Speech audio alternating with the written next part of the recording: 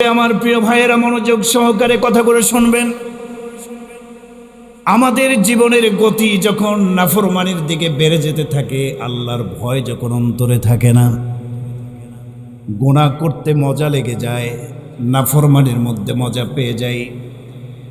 পৃথিবীর মানুষ যখন আল্লাহর নাফরমানির দিকে কদম বা কদম সামনের দিকে আগাতে থাকে, মহান আল্লাহ রাব্বুল আলামিন কোরআনে কারিমে বিশ্বনবী মুহাম্মদুর রাসূলুল্লাহ সাল্লাল্লাহু আলাইহি সাল্লামের মাধ্যমে সতর্ক সংকেত, রেড সিগন্যালটার আল্লাহ রাসূলের মাধ্যমে জানায় দেন, যেন পথভ্রষ্ট মানুষেরা, লাঞ্ছিত হয়ে যাওয়া মানুষেরা সতর্ক সংকেত শোনার পরে আবার আল্লাহর দিকে ফিরে আসে। এরকম একটি সতর্ক সংকেত আয়াত নাজিল করে বিশ্বনবী মুহাম্মদ রাসূলুল্লাহকে সম্বোধন করে আল্লাহ তাআলা ঘোষণা করেন, ওয়ানজিরহুম ইয়াওমাল হাসরাতি ইয কুদিয়াল আমর ওয়া হুম ফি গাফলাতিন ওয়া হুম লা ইউমিনুন। আল্লাহু আকবার। সতর্ক সংকেত আল্লাহ তাআলা জানিয়ে দিচ্ছেন, হে নবী, পৃথিবীবাসীকে আপনি সতর্ক করুন, ভীতি প্রদর্শন করুন। কোন বিষয়ে সতর্ক করবেন? আল্লাহ তাআলা বলে দিচ্ছেন, ইয়াউমাল হাসরা, আফসোসের দিবস সম্পর্কে সতর্ক করুন। পৃথিবীবাসী এমন একটা দিনের সাক্ষাৎ একদিন পাবে, যেই দিন নিজেদের কৃতকর্মের জন্য লাঞ্ছিত হবে, অপদস্থ হবে আর আফসোস করবে। আফসোসের দিন। ইয কুদিয়াল আমর, যেদিন পৃথিবীর মানুষের সমস্ত বিষয়ের ফয়সালা করা হবে, ওই দিনটার নাম কিয়ামতের দিন। ঠিক কিনা বলেন? আপনি সতর্ক করুন। কিয়ামতের দিনের অনেকগুলি নাম কোরআনে এসেছে। বিশ্বনবী রাসূল আরবি সাল্লাল্লাহু আলাইহি সাল্লাম হাদিস শরীফে অনেকগুলি কিয়ামতের দিনের নাম উল্লেখ করেছেন। ইমাম কুরতুবী রাহমাতুল্লাহি আলাইহি লিখেছেন, ৮০টিরও বেশি কিয়ামতের দিনের নাম কোরআন হাদিসে আমি পেয়েছি। সুবহানাল্লাহ পড়েন। কিয়ামতের দিবসের একটি নাম আল্লাহ বলেছেন ইয়াউমুদ্দিন, মালিক ইয়াউমিদ্দিন। আছে না নাই? বিচার দিবসের মালিক কে? সবাই জোরে বলেন, কে? কিয়ামতের দিনের আরেকটা নাম আল্লাহ বলেছেন ইয়াউমুল খুলুদ, ইয়াউমুল খুরুজ, ইয়াউমুল বাস। আরেকটা নাম বলেছেন ইয়াউমুত তাগাবুন। আরেকটা নাম আল্লাহ বলেছেন ইয়াউমুল আখস, ইয়াউমুল হাশর, ইয়াউমুল কিয়ামা, আল হাক্কা, আস-সাখা। আছে না নাই? এগুলি কিয়ামতের দিনের নাম। আমি যে আয়াতে কারিমা পড়েছি, এই আয়াতের মধ্যে আল্লাহ তাআলা কিয়ামতের দিনের একটা নাম উল্লেখ করে বলেন ইয়াউমুল হাসরা। কি নাম বলেন? ইয়াউমুল হাসরা। ভাই সবাই বলেন না, ইয়াউমুল আফসোসের দিন। কিয়ামতের দিনের অনেকগুলো নামের মধ্যে একটা নাম হলো ইয়াউমুল হাসরা, আফসোসের দিন। কারণ মানুষ কিয়ামতের দিন আফসোস করবে। আফসোস, এটা আফসোসের দিন। কিয়ামতের দিন মানুষ আফসোস করবে। কোরআনে কারিমে আল্লাহ তাআলা সূরা কাহফের ৪৯ নম্বর আয়াতে কারিমার ভিতরে ঘোষণা করেন, ওয়াবুদিআল কিতাব ওয়াবুদিআল কিতাবু ফাতারাল মুজরিমিনা মুশফিকিনা মিম্মা ফীহি ويقولون يا ويلتنا ما لهذا الكتاب। الله أكبر। কিয়ামতের দিন মানুষের হাতে আমলনামা দেওয়া হবে। খতমে বুখারীর আলোচনায়ও বলেছি, আমলনামা পেশ করা হবে, আমলনামার ওজন দেওয়া হবে। ইমাম বুখারী রাহমাতুল্লাহ আলাইহি তার বুখারী শরীফের শেষ অধ্যায়টি লিখেছেন, বাবু কওলিল্লাহি তাআলা ওয়া নাদউল মাওয়াজিনাল কিসত লিয়াউমিল কিয়ামাহ। কিয়ামতের দিন আমাদের প্রত্যেকের আমলনামা ওজন দেওয়া হবে। ঠিক কি ঠিক না বলেন?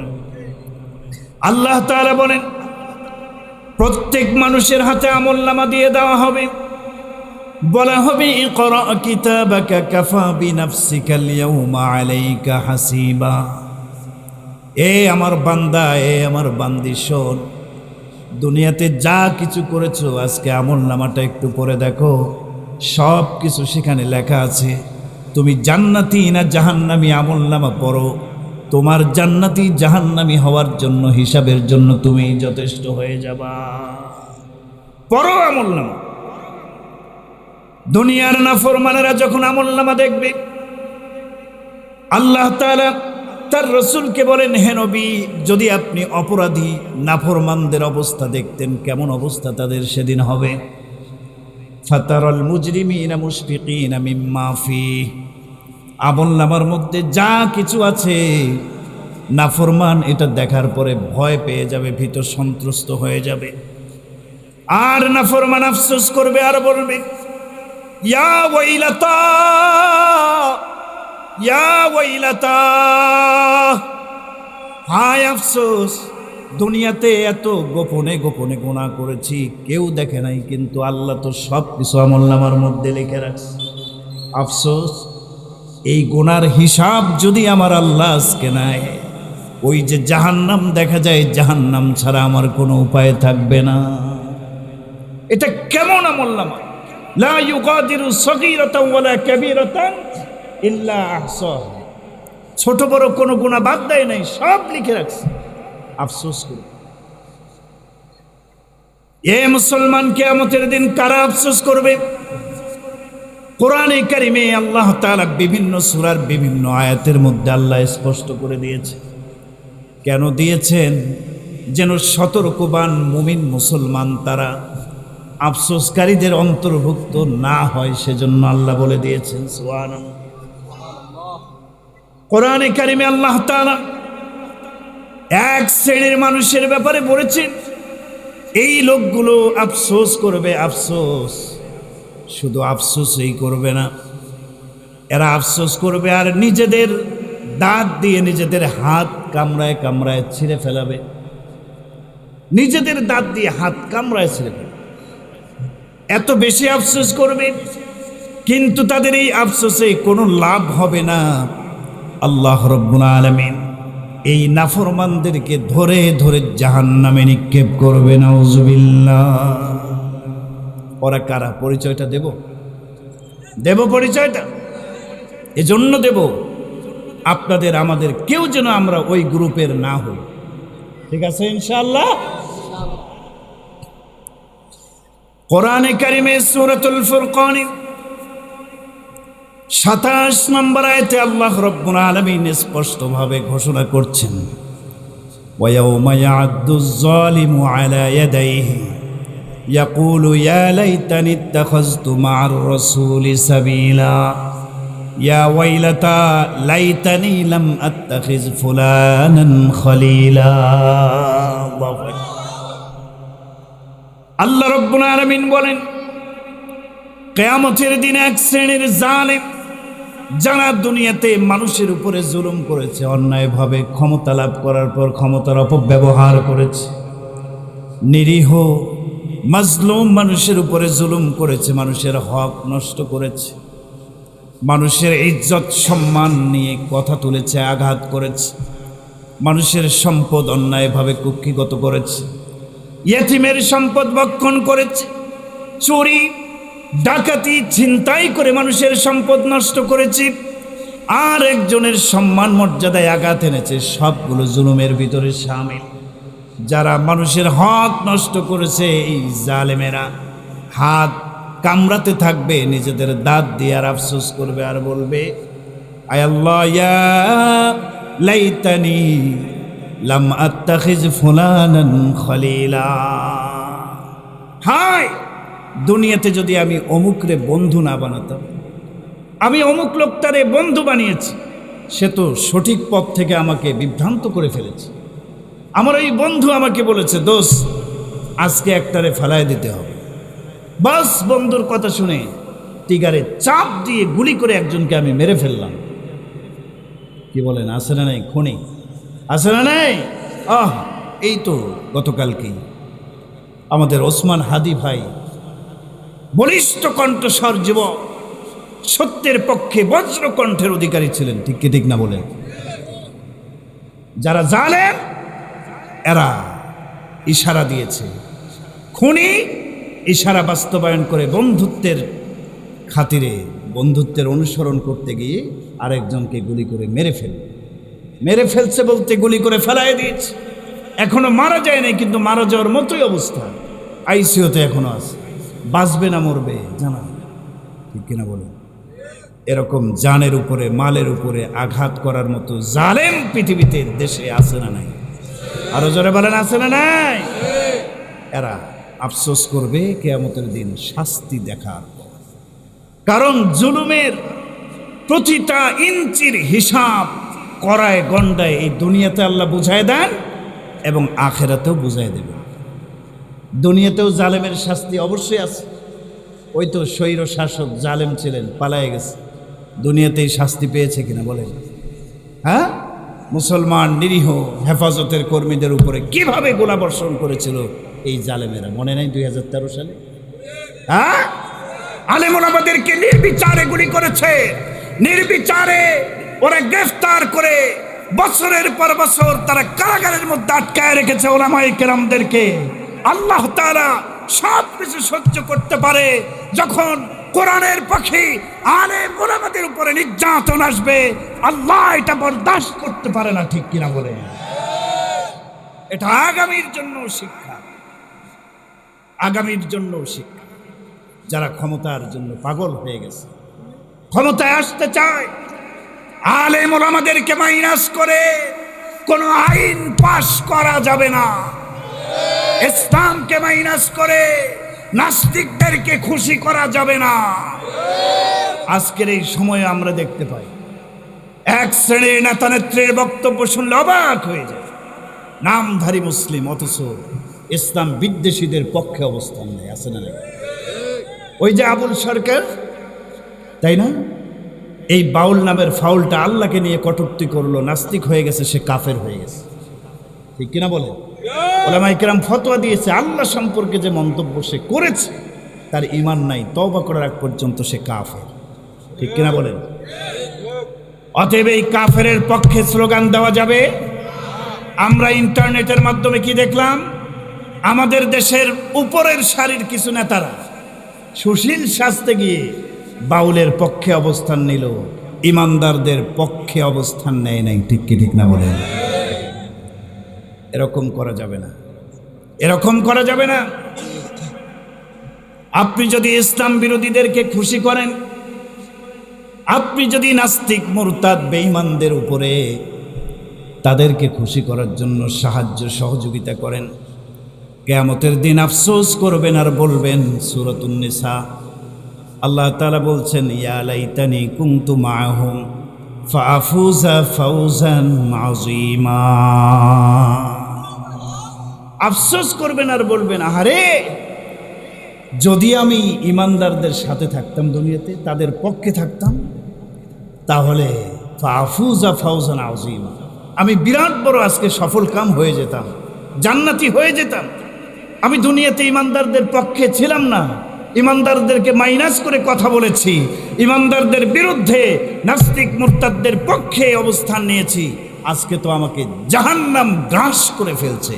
আফসোস, দুনিয়াতে যদি ইমানদারদের সাথে থাকতাম, ইয়া লাইতানি কুনতু মাআহুম, ইমানদারদের সাথে যদি থাকতাম কতই না ভালো হতো। এজন্য মুসলমান, আফসোস যেন করতে না হয়। দুনিয়াতে যতদিন বেঁচে থাকবেন ইমানদার আল্লাহওয়ালাদের সাথে থাকবেন। কারা কারা রাজি আছেন? দুটি হাত উঁচু করে দেন। রাজি আছেন ইনশাআল্লাহ? অনুসরণ করতে হবে কাদের? আল্লাহওয়ালাদের, ঠিক না? কোন বাতিলপন্থী, কোন মূর্খ, কোন পথভ্রষ্টের অনুসরণ করে নিজে পথভ্রষ্ট হয়ে জাহান্নামী হওয়া যাবে? আরো জোরে বলেন, হওয়া যাবে? যাবে না। কিয়ামতের দিন এক শ্রেণীর মানুষ আফসোস করবে। সূরা আহজাবের ভিতরে আল্লাহ রাব্বুল আলামিন পরিষ্কার ঘোষণা করছেন, এক শ্রেণীর মানুষ যারা দুনিয়াতে পথভ্রষ্ট নেতার অনুসরণ করছে, তাদের অনুসরণ। আরে বলেন না, পথভ্রষ্ট নেতা নেতা নিজেও পথভ্রষ্ট ছিল। এমনও নেতা পথভ্রষ্ট আছে, নামাজ পড়ে না, আছে না নাই? যেই নেতা নামাজ পড়ে না সেই নেতা কি সঠিক হেদায়েত প্রাপ্ত না পথভ্রষ্ট? যেই নেতার মুখে দাড়ি নাই ওই নেতা বলেন তো হেদায়েত প্রাপ্ত না পথভ্রষ্ট? যেই নেতা কোরআনের আইন অনুযায়ী সংবিধান কায়েমের পক্ষে কথা বলে না, যেই নেতা আল্লাহর জমিনে আল্লাহর আইন বাস্তবায়নের জন্য কথা বলে না, বলেন তো এই নেতা হেদায়েত প্রাপ্ত না পথভ্রষ্ট? এই পথভ্রষ্ট নেতার অনুসারী যারা হবে, খোলেন কোরআন সূরা আহজাব শেষের পৃষ্ঠায় আল্লাহ বলেছেন, এই সূরার শেষের দিকে, ইয়াউমা তুকাল্লাবু ওয়ুজুহুহুম ফিন-নার ইয়াকুলুনা ইয়া লাইতানা আতা'না আল্লাহ ওয়া আতা'না আর-রাসূলা ওয়া ক্বালু রাব্বানা ইন্না আতা'না সাদাতানা ওয়া কুবারা'ানা ফাদাল্লুনা আস-সাবিলা। পথভ্রষ্ট নেতার অনুসরণ করছে যারা, তাদেরকে জাহান্নামে উলটপালট করা হবে। উলটপালট মানে একদিকে শেক দেওয়ার পরে আবার অপর পাশে শেক দেওয়া হবে, উলটপালট করা। এরা তখন বলবে, আয় আল্লাহ, আমাদেরকে কেন জাহান্নামে নিক্ষেপ করলেন? আমরা তো অনুসরণ করেছিলাম ইন্না আতা'না সাদাতানা ওয়া কুবারা'ানা, আমরা তো আমাদের হাইব্রিড বড় বড় নেতাদের অনুসরণ করছি, তারা আমাদেরকে সঠিক পথ থেকে গাফেল করে দিছে, পথভ্রষ্ট বানায় ফেলছে। আয় আল্লাহ, আমাদেরকে শাস্তি দিয়েন না, ওই সমস্ত নেতাদেরকে ধরে ধরে শাস্তি দেবেন এবং ডাবল শাস্তি, তাদেরকে শাস্তি দেবেন যারা আমাদেরকে পথভ্রষ্ট করছে। রব্বানা আতিহিম দি'ফাইনি মিনাল আযাব, ওদেরকে ধরে ধরে ডাবল শাস্তি দেন, আমাদেরকে শাস্তি দেন না। আল্লাহ বলবেন, তোমাদের প্রত্যেকের জন্য আজকে ডাবল শাস্তি, প্রত্যেকের জন্য। কেন? যারা পথভ্রষ্ট করছে তারা নিজেরা পথভ্রষ্ট ছিল, আর এক দলকে পথভ্রষ্ট করছে, এই জন্য দুইটা গুণ। আর যারা পথভ্রষ্ট হয়েছে তাদেরও দুইটা অন্যায়। কেন? তারা কোরআন হাদিস আলেম ওলামতের মতাদর্শ ছেড়ে দিয়ে জেনে বুঝে নাস্তিক মুরতাদার বেঈমানদের পক্ষ অবলম্বন করেছে। কেন? জ্ঞান কি আল্লাহ দেয় নাই? বুদ্ধি কি আল্লাহ দেয় নাই? ডাবল শাস্তি উভয়ের জন্য। এজন্য আফসোস করার আগে দুনিয়াতে নেতা নির্বাচন করার একটা মূলনীতি আছে। ইসলামের সব কিছুর জন্য মূলনীতি দিয়েছে, ঠিক কিনা বলেন? আপনি কাকে ইমাম বানাবেন, কাকে নেতা বানাবেন, ইসলামের নির্দেশনা আছে না নাই? আপনার নেতা অবশ্যই এমন হতে হবে পরিপূর্ণ ইসলামের শরিয়ার বিধান, তার মধ্যে ব্যক্তিগত জীবন, পারিবারিক জীবন, সামাজিক জীবন, ঈমান, আকীদা, বিশ্বাসে সব কিছুতে ইসলামের শরিয়ার বিষয়গুলো তার মধ্যে আগে বাস্তবায়িত হতে হবে, ঠিক কিনা বলেন? এরপরে তার মধ্যে রাসূলের সুন্নাত থাকতে হবে, নেতার মধ্যে কোরআনের বিধান আগে বাস্তবায়িত হতে হবে। এরপরে সে নেতা হলে তাদেরকে মান্য করতে হবে, ঠিক কি ঠিক না বলেন? মান্য করতে হবে। ওয়ালাউ কানা আবদান হাবশিয়ান, হাদিসে বলা হয়েছে তোমার নেতা কোরআন সুন্নাহ মোতাবেক যদি হয়, আমির হয়, আর সে যদি হাবশি গোলামও হয়, তারপর ওই নেতার অনুসরণ করো। তবে আগে দেখতে হবে কোরআন সুন্নাহ নেতার মধ্যে আছে না নাই। কথাগুলো কি কষ্ট পাচ্ছেন আপনারা? কোরআন থেকে বলছি, পারলে আমার সামনে আসেন, চ্যালেঞ্জ করেন, হুজুর এটা রাজনৈতিক ওয়াজ করছেন আপনি, বলেন রাজনৈতিক ওয়াজ চলবে না মানে কি?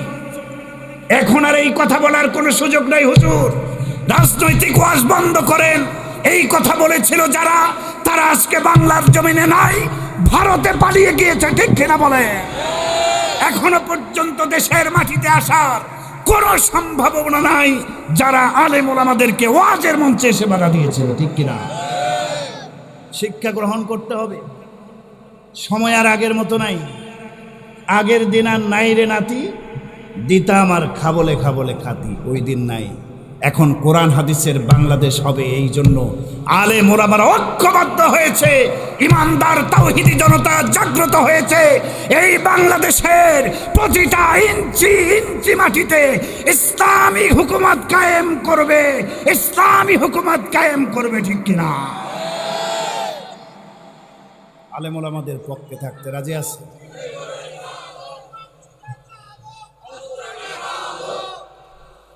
আমার ভাইয়েরা, বলছিলাম এক শ্রেণীর মানুষ আফসোস করবে, ওই শ্রেণীর অন্তর্ভুক্ত হওয়া যাবে।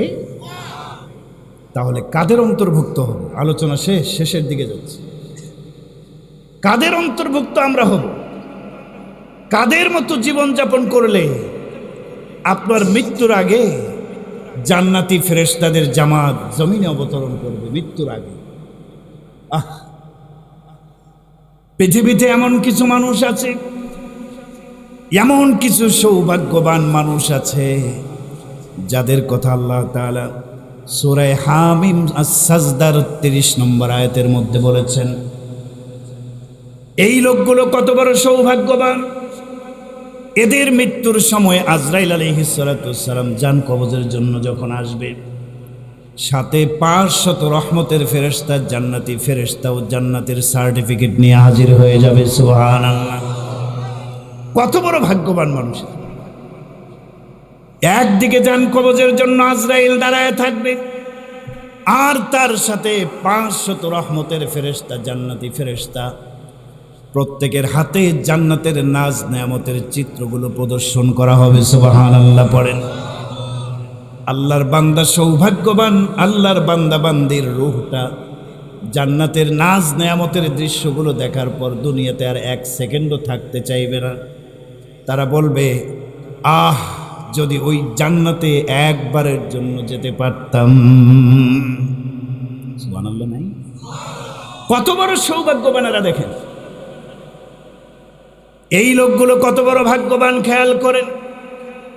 মৃত্যুর সময় জান্নাত থেকে ফেরেশতারা এসে বলবে, ওরে ভাই, ওরে বোন, আল্লাহ তাখাফু ওয়ালা তাহজানু, তোমাদের কোনো ভয় নাই, তোমাদের কোনো টেনশন নাই, তোমাদের কোনো ভয় নাই। সামনে কবর, মৃত্যু হয়ে যাবে, কবরে রেখে সবাই চলে আসবে, ভয় নাই। আল্লাহ তাহজানু, চিন্তিত হয়েও না, তোমার কোনো চিন্তা নাই। দুনিয়াতে ছেলে রেখে আসবা কবরে, মেয়ে রেখে আসবা কবরে, স্ত্রী, পরিবার পরিজন, বন্ধু বান্ধব সবাইকে ছেড়ে কবরে আসবা। লা তাহজানু, বন্ধু বান্ধব, বাবা মা, আত্মীয় স্বজন, তাদের জন্য টেনশন করবা না। পৃথিবীতে যাদেরকে রেখে আসছো তাদের জিম্মাদার আল্লাহ হয়ে গেছে। তোমার ভয় নাই, তোমার কোনো চিন্তা নাই। আবশিরু বিল জান্নাহ, তুমি জান্নাতের সুসংবাদ গ্রহণ করো, ভয় নাই, টেনশন নাই। মৃত্যুর আগে আমরা ফেরেশতারা জান্নাতের সার্টিফিকেট তোমাদের কাছে দিয়ে যাচ্ছি। তোমাদের মরতে দেরি, জান্নাতের নাজ নেয়ামত কবরে আসতে দেরি হবে না। এই লোকগুলো সৌভাগ্যবান কিনা বলেন তো? মৃত্যুর আগে ফেরেশতারা এসে বলতেছে, জান্নাতের সার্টিফিকেট নিয়ে কবরে যাও। এ মুসলমান, আপনি চান না আমার মৃত্যুর সময়ও আজরাইল ৫০০ রহমতের ফেরেশতা নিয়ে এসে জান্নাতের সার্টিফিকেট আমাকে দে, আমি নির্ভয়ে নিশ্চিন্তে কালিমা পড়তে পড়তে ইমানদারের মতো কবরে চলে যাই? চান চান চান? কারা কারা ইমানওয়ালার মতো মৃত্যু চান? হাত উঁচু করেন। আল্লাহু আকবার, আল্লাহু আকবার, হাত নামান। নবীজি বলেছেন, মান কানা আখিরু কালামিহি ইনদাল মাউতি লা ইলাহা ইল্লাল্লাহু দাখালাল জান্নাহ, যে ব্যক্তির জীবনের শেষ কথা হবে লা ইলাহা ইল্লাল্লাহ, আল্লাহ ছাড়া, মুহাম্মাদুর রাসূলুল্লাহ, মুহাম্মদ সাল্লাল্লাহু আলাইহি ওয়াসাল্লাম আল্লাহর রাসূল, এই কালিমা যার শেষ কথা হবে, এরপরে কোনো কথা নাই, মারা গেছে, নবীজি বলেন দাখালাল জান্নাহ, কালিমাওয়ালা মুমিন মুসলমান জান্নাতে যাবে। এরা জান্নাতি। আপনি কি চান না যে আমার মৃত্যুর সময় ফেরেশতারা জান্নাতের সার্টিফিকেট দেয়, আমার জবান দিয়ে কালিমার দৌলত নসিব হোক? চান তো ইনশাআল্লাহ? সবাই চান তো? কি সবাইকে মরতে হবে এ কথার সাথে কেউ দ্বিমত আছেন নাকি? আজরাইলকে ঠেকাইতে পারবেন এই ব্যাপারে কারো শক্তি আছে? পৃথিবীর কোনো ক্ষমতাধর, কোনো বাদশাহ আজরাইলের থাবা থেকে কেউ রক্ষা পাইছে? পারে নাই। এক বেচারা চেষ্টা করছিল, এক বেচারা পৃথিবীর ইতিহাসে পাওয়া যায় আজরাইলের হাত থেকে বাঁচার জন্য অভিনব কৌশল অবলম্বন করে বাঁচতে চাইছে, কিন্তু বাঁচতে চেয়েও সে বাঁচতে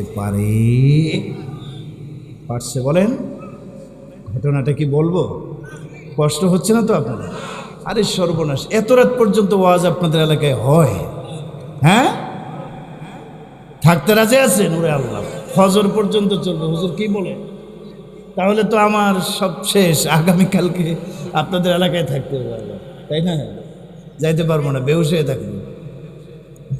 না না, অল্প কিছু সময় দিতে রাজি আছেন তো ইনশাআল্লাহ? আলহামদুলিল্লাহ। বাস ঘটনাটা বলি।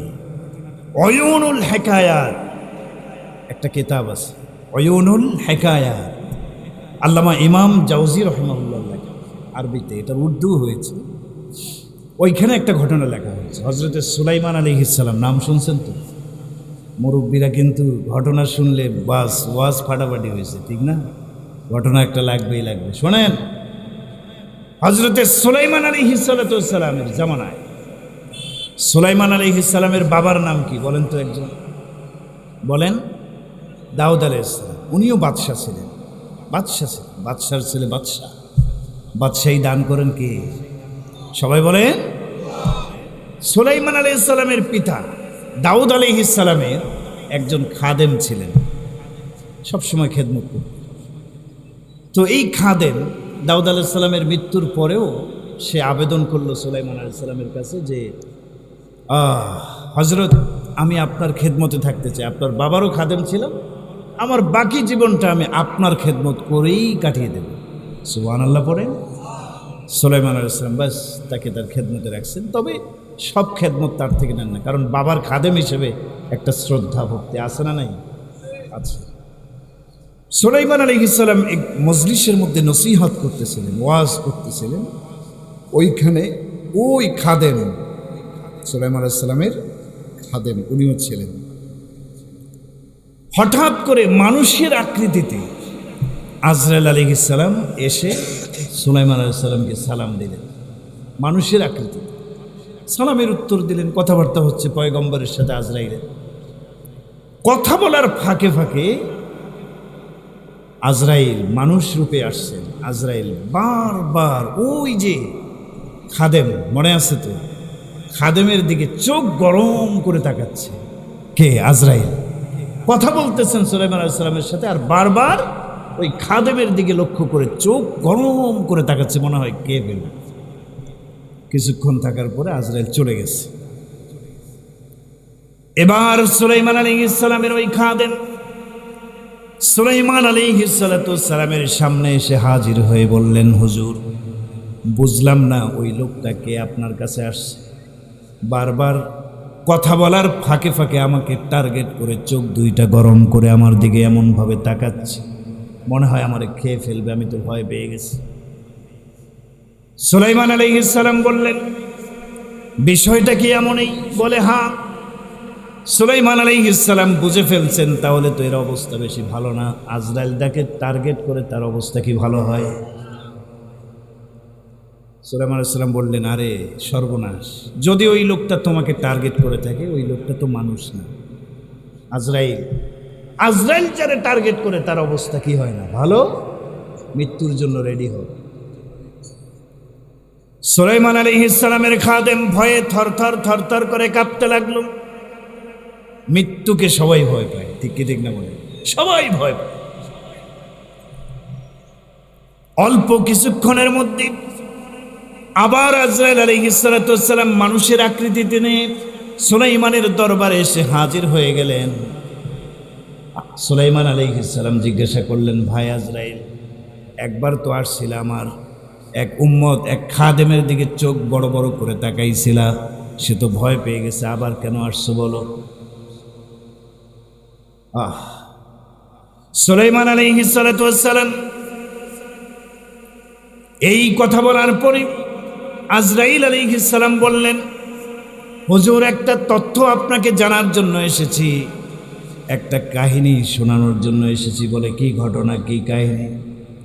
আজরাইল বললেন, হুজুর, আসমানের মধ্যে ফয়সালা হয়ে গেছে, আপনার উম্মত আপনার খাদেমের জান কবজ করার জন্য আসমানে ফয়সালা হয়ে গেছে। আসমানে ফয়সালা হয়ে গেছে, তার জান কবজ হবে হিন্দুস্তানের কোনো একটা অপরিচিত এলাকায়। কিন্তু আমি সে এলাকায় গিয়ে খুঁজতে খুঁজতে তন্ন তন্ন করে খুঁজছিলাম, কোথাও পাই নাই। পরবর্তীতে খুঁজতে খুঁজতে আপনার মজলিসে যখন আসলাম, সেই হিন্দুস্তানের ভূখণ্ড থেকে হাজার হাজার মাইল দূরে বাবেল শহর, সেখানে আপনার মজলিসের মধ্যে আপনার ওই খাদেম বসা, কিন্তু মৃত্যুর ঘোষণা হয়েছে হিন্দুস্তানের এক ভূখণ্ডে। আমি তো আজরাইল, যেই জায়গায় কারো মৃত্যুর ঘোষণা হয় ওই জায়গায় তার মৃত্যু হয়, অন্য জায়গায় যান কব্জ করার অধিকার আমার নাই। আমি তো অবাক হয়ে গেলাম। আর মাত্র কিছু সময় বাকি, কিভাবে সঠিক সময়ে ওই লোকটা আপনার খাদেমের যান হিন্দুস্তানের জমিনে কব্জ হয়ে যাবে, অল্প সময় বাকি। আমি এরপরে প্রথমবার যখন আসছিলাম, তখন আপনার থেকে চলে যাওয়ার পর আবার ওই জায়গা মতো গিয়ে হাজির হয়ে বসেছিলাম, অপেক্ষায় ছিলাম যে এই অল্প সময়ের মধ্যে কিভাবে ওই লোক এখানে আসবে। সেই লোক তো কার কাছে? সুলাইমানের দরবারে। কিভাবে এত দূরে আসবে? কি আশ্চর্যের ব্যাপার!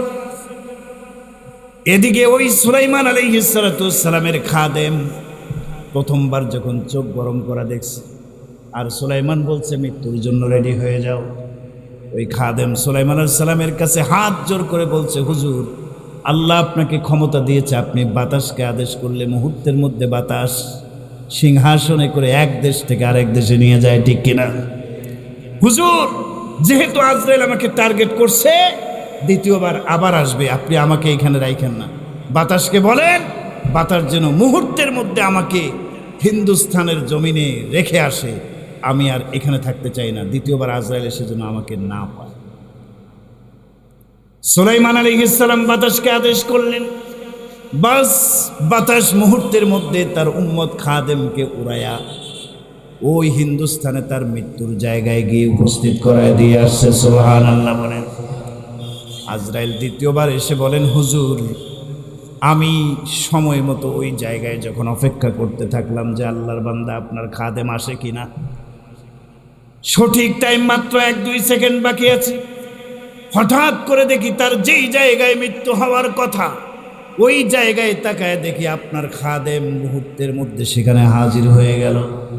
এই মাত্র তার জানটা সঠিক সময়ে সঠিক জায়গায় কব্জ করে নিয়ে আমি আপনার কাছে জানতে আসলাম, আপনার উম্মত আপনার খাদেম এত তাড়াতাড়ি কিভাবে তার মৃত্যুর জায়গায় গিয়ে পৌঁছে গেল। সুবহানাল্লাহ পড়ে। কিভাবে পৌঁছে গেছে ভাই? বাতাস। তাই তার মানে কি বুঝে গেল? সে তো চলে গেছে মৃত্যুর হাত থেকে বাঁচার জন্য, কিন্তু বাঁচতে পারছে? জোরে বলেন, পারছে? পারে না। সে তার মৃত্যুর জায়গার দিকে এগিয়ে গিয়েছে, পালিয়ে যায় নাই, এগিয়ে গেছে। আপনি আমি মৃত্যুর হাত থেকে চাইলেও বাঁচতে পারবো না। কথাটা ঠিক না বেঠিক? জোরে বলেন, ঠিক না বেঠিক? উপায় নাই। এই জন্য মুসলমান, মৃত্যু যেহেতু হবেই হবে, আমাদেরকে এমন কিছু গুণ অর্জন করা দরকার যেন মৃত্যুটা সুন্দর হয়ে যায়। মৃত্যুর আগে জবান দিয়ে কালিমা বের হয়, কালিমা পড়তে পড়তে মুমিন মুসলমানের মতো দুনিয়ার থেকে যেন বিদায় নিতে পারি, এই সিদ্ধান্ত নেওয়া দরকার। ঠিক কি ঠিক না বলেন? যে কোনো সময় মৃত্যু উপস্থিত হবে, যে কোনো সময় প্রস্তুতি নিতে হবে। কোরআনে কারিমে আল্লাহ বলেছেন, এক শ্রেণীর মানুষের মৃত্যুটা বড় সুন্দর হয়, মৃত্যুর সময় 500 রহমতের ফেরেশতা এসে জান্নাতের সুসংবাদ দিয়ে বলে, আবশিরু বিল জান্নাহ, তুমি মৃত্যুবরণ করছো, জান্নাতের সুসংবাদটা নাও, সার্টিফিকেট নিয়ে মারা যাও। সুবহানাল্লাহ পড়েন। এই লোকগুলো কারা? এদের গুণ কি? কোরআনে কারিমে আল্লাহ বলেন, ইন্নাল্লাযীনা ক্বালু রাব্বুনাল্লাহু সুম্মা ইসতাকামু, যারা বলে আমাদের রব একমাত্র কে, আর জোরে বলেন কে? তার মানে আল্লাহর প্রতি যারা ঈমান আনে। সুম্মা ইসতাকামু, ঈমান আনার পরে ঈমান এবং নেক আমলের উপরে মৃত্যু পর্যন্ত অটল থাকে, অবিচল থাকে। দুনিয়ার কোনো কিছু ঈমানের পথ থেকে, আমলের পথ থেকে তাকে সরাতে পারে না। এরকম ঈমানি জজবা নিয়ে মৃত্যু পর্যন্ত টিকে থাকে। এই ঈমানি জজবাওয়ালা মুসলমানদের মৃত্যুটা ঈমানের সাথেই হয়। ইমানি জজবা নিয়ে থাকতে হবে। এ মুসলমান, দুনিয়াতে এমনও ইমানদার যুবক আছে দাড়ি রেখে দিয়েছে, দাড়ি। বন্ধুরা অনেক খারাপ বলে, আশপাশের অনেকে খারাপ বলে, কিন্তু যুবক দাড়ি রাখছে আর বলে, ভাই তুমি আমার থেকে বেজার হয়ে যেতে পারো, আমি চাই না আমার মালিককে বেজার করতে, আমার রসুলের সুন্নতের সাথে বেঈমানি করতে রাজি না আমি। এরকম যুবক আছে না? আছে না? নাই? আবার অনেক যুবক, ওই দিন একটা ভিডিও দেখলাম, সৌদি আরবে গেছে বেচারা, দাড়িওয়ালা লোক সৌদি আরবে গেছে, ভিডিওটা ভাইরাল হয়েছে। এখন সৌদি আরবে গিয়ে তাকে চাকরিতে নেওয়া হচ্ছে না, কারণ স্মার্ট প্লেস লাগবে, স্মার্ট। এখন তো সৌদিওয়ালারাও খারাপের দিকেই যাচ্ছে দুনিয়া, কি বলেন, ঠিক না? এক সময় সৌদি আরবে ইসলামী শাসন ছিল, চুরি করলে হাত কাটা, জেনা করলে পাথর দিয়ে হত্যা, বিধান ছিল। এখন সব নেই। এখন আস্তে আস্তে সেখানেও অশ্লীলতা প্রবেশ করছে।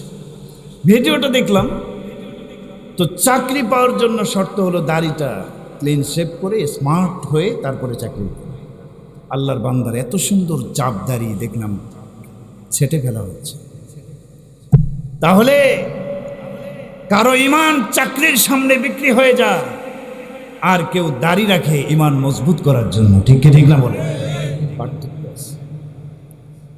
এই জন্য মৃত্যুর আগ পর্যন্ত ইমান নিয়ে থাকতে হবে।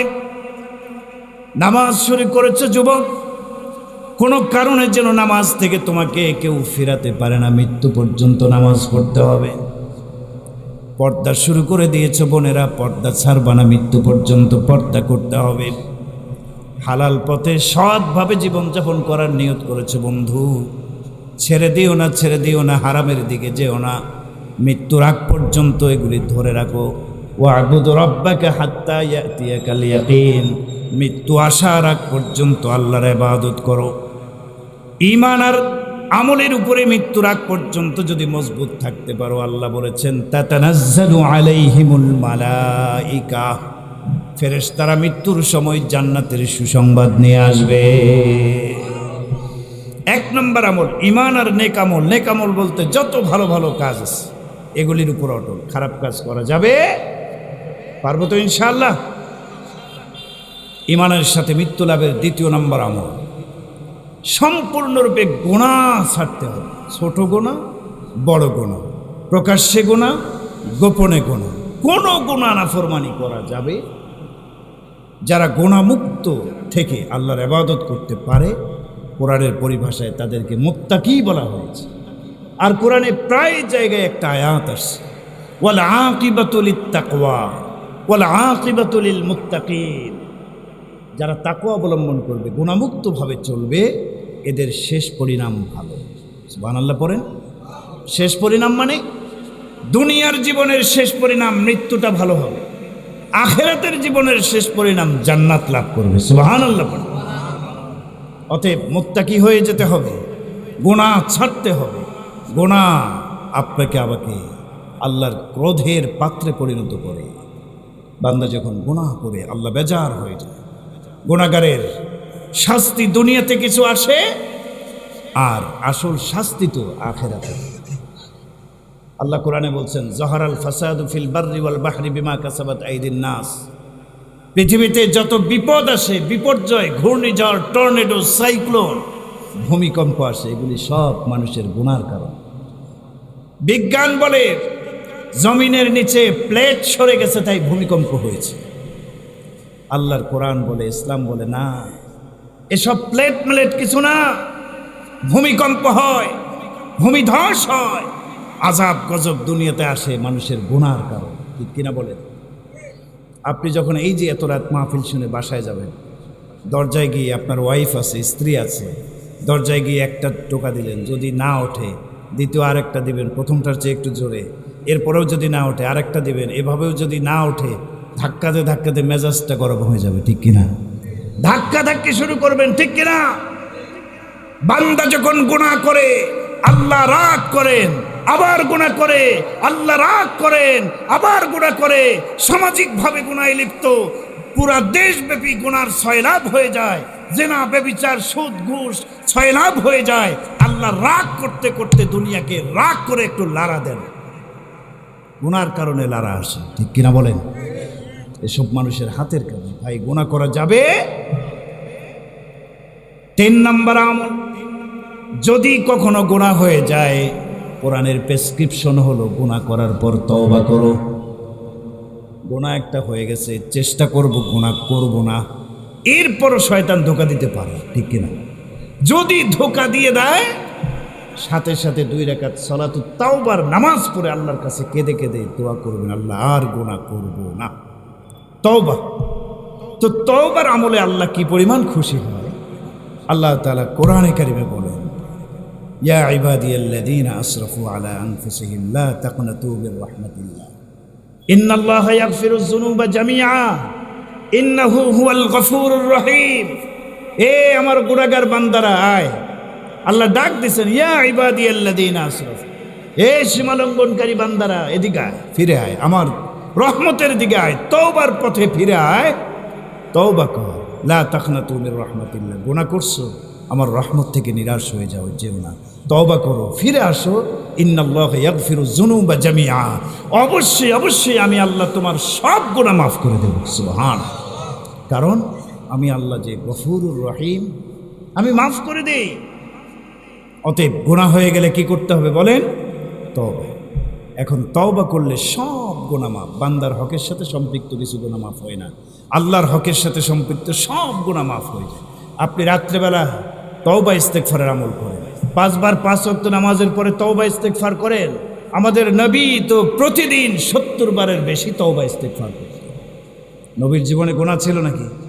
এরপরও এত তওবা। ভাই আপনি আমি কয়বার তওবা করি? রাত্রে ঘুমানোর আগে তওবা করেন, আল্লাহ গুনাহ মাফ করে দিলেন।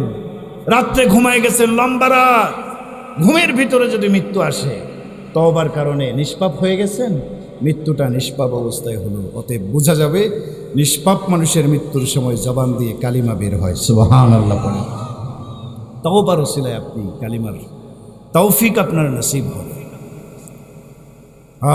4 নম্বর আমল, আপনার মৃত্যুর সময় কালিমা নসিব হবে যদি আপনি হালাল খাবার খান। হালাল খাবার, সৎভাবে জীবনযাপন করেন, বৈধভাবে ইনকাম করেন, হালাল রিজিক খান, আপনার জবান দিয়ে কালিমার দৌলত নসিব হবে।